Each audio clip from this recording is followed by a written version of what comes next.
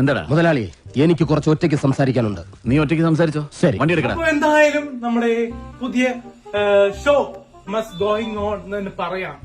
എന്താ സംഭവം എനിക്ക് മനസ്സിലാവുന്നില്ല. കാര്യം എന്താന്ന് വെച്ചാൽ തെളിച്ചു പറയാം. പക്ഷെ ആള് പരസ്പര ബന്ധമില്ലാതെ ചിലതൊക്കെ പറയും. അത് നമ്മളത്ര കാര്യമാക്കണ്ട. പ്രതീക്ഷകളാണ് നമ്മളെ ജീവിക്കാൻ പ്രേരിപ്പിക്കുന്നത്. ഓരോ പ്രതീക്ഷകളും ജീവിതത്തിന്റെ ഒരുവിധം വിഭാഗങ്ങളിൽപ്പെട്ടതാണ്. എന്തോന്ന് ഈ പറയുന്നതിലൊന്നും പരസ്പര ബന്ധമില്ല. പരസ്പര ബന്ധം ഉണ്ടോ?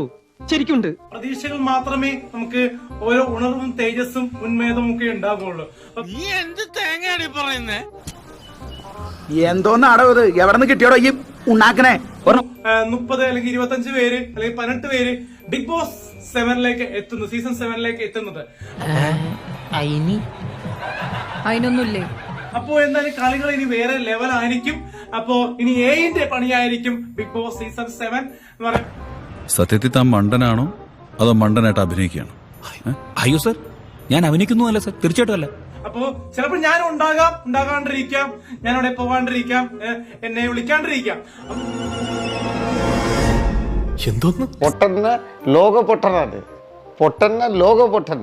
അവർക്ക് ഓരോ ഗെയിം സ്ട്രാറ്റജിക്കൽ ആയിരിക്കാം. പക്ഷെ എന്തായാലും ബിഗ് ബോസ് ഒരു ഗെയിം സ്ട്രാറ്റജിക്കൽ ആണ്. ഇയാൾക്ക് എന്താണ് വയ്യേ? എലിവിഷം വേണ്ട, ഏൽക്കില്ല. നല്ല പന്നിപ്പടക്കം വാങ്ങിക്കുക, ഈ സാധനത്തിന്റെ വായിലിട്ട് പൊട്ടിക്കുക, കൊല്ലുക.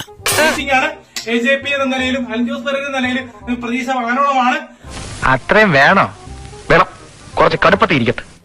എന്റെ വേളാങ്കണ്ണി മാതാവേ, ഇവന് കുറച്ചു ബുദ്ധി ഉണ്ടായിരുന്നെങ്കിൽ മന്ദബുദ്ധി എന്നെങ്കിലും വിളിക്കായിരുന്നു. അതും ഇല്ലാതായി. അപ്പൊ എന്തായാലും ബിഗ് ബോസ് സീസൺ 7ലേക്ക് തുടങ്ങുകയാണ്, കാല് വെച്ച് കയറുകയാണ്. അപ്പൊ അതിനേക്കാൾ നല്ലത് എന്റെ ശവം എടുക്കണതല്ലേ? കാണോ? എങ്ങനെ അറിയാം? ചിലപ്പോ പറയാൻ പറ്റില്ല. കാണായിരിക്കും.